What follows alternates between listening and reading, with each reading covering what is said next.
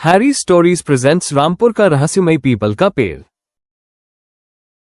एक प्रसिद्ध शहर में हरे भरे खेतों, तालाबों और मिट्टी की महक से भरा एक प्यारा सा गांव था, जिसका नाम रामपुर था। दूर दूर तक लोग कहते थे कि रामपुर के लोग बड़े शांत और खुशहाल रहते हैं। और इस गांव की सबसे बड़ी खासियत थी गांव के बीचों बीच खड़ा 100 साल पुराना पीपल का पेड़। उस पेड़ की छांव में दिन भर लोग बैठते, कभी बुजुर्ग ताश खेलते, कभी औरतें आकर बातें करती, तो बच्चे उसकी झूलती डालियों से रस्सी बनाकर झूलते। त्योहारों पर तो पूरा गांव उसी पेड़ तले इकट्ठा होता। पर इस पेड़ के साथ कुछ रहस्यमयी किस्से भी जुड़े थे। बड़े बुजुर्ग कहते थे, बेटा, रात को इस पेड़ के पास मत जाना, इसकी शाखाओं से अजीब आवाजें आती हैं। कोई न कोई साधु या आत्मा यहाँ वास करती है। कुछ लोग मानते थे कि यह पेड़ शुभ है, यह गांव की रक्षा करता है। पर डर भी सबके मन में था। गांव में एक लड़का था, आदित्य। वह लगभग 15 बरस का था। पढ़ाई में तेज और स्वभाव से जिज्ञासु। जहां लोग आंख मूंदकर मान्यताएं मानते, वहीं आदित्य हर सवाल पूछ डालता, क्यों, कैसे, सच क्या है। उसने ठान लिया, अगर इस पेड़ में सच में रहस्य है तो मुझे खुद पता लगाना होगा। एक रात आदित्य ने अपने बैग में टॉर्च, पानी की बोतल और अपनी छोटी सी डायरी रखी। माँ बाप से कह दिया कि वह अपने दोस्त रमेश के घर पढ़ाई करने जा रहा है। असलियत में वह सीधा निकला और वह पीपल के पेड़ की ओर बढ़ा। गांव में चारों तरफ सन्नाटा था। केवल झिंगुरों की आवाज और कभी कभी कुत्तों का भौंकना सुनाई देता था। जैसे जैसे आदित्य पेड़ के करीब पहुंचा, उसका दिल धड़कने लगा। पेड़ के नीचे पहुंचते ही उसने देखा, पेड़ की डालियों से हल्की हरी रोशनी निकल रही थी। पत्ते ऐसे चमक रहे थे जैसे उनमें जुगनू छिपे हों।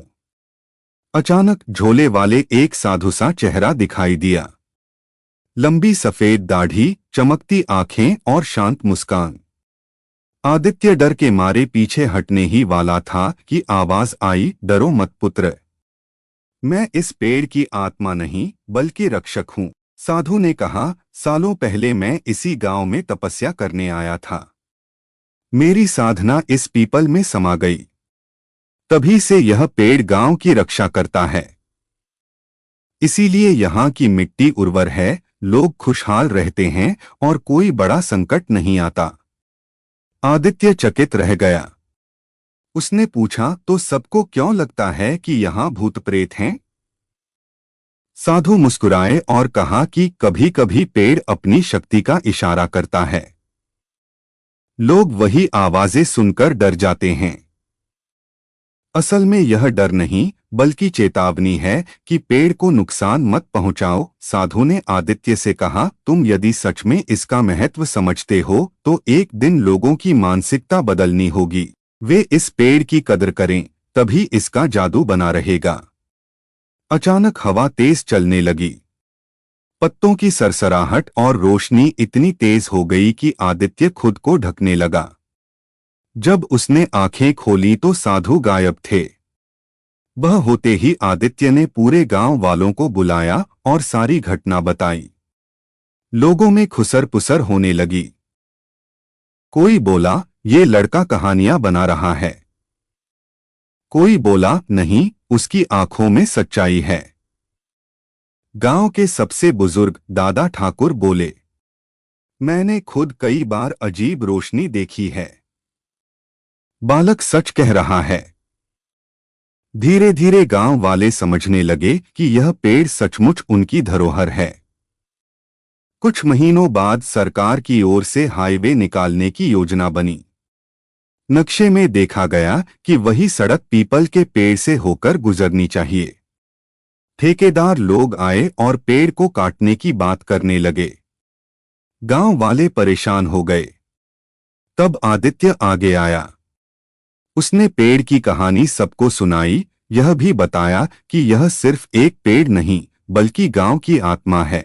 बच्चों, औरतों, बुजुर्गों सभी ने मिलकर आंदोलन किया। आखिरकार प्रशासन को रास्ता बदलना पड़ा और पेड़ बचा लिया गया। अब उस पेड़ के नीचे एक छोटा मंदिर भी बना दिया गया। वर्ष में एक दिन पूरा गांव वहां मेला लगाता। बच्चे गाते बजाते और लोग पेड़ की पूजा कर उसकी छांव तले दान करते। आदित्य बड़ा होकर अध्यापक बन गया। उसने हमेशा बच्चों को यही सिखाया, प्रकृति की रक्षा करना ही सबसे बड़ा धर्म है।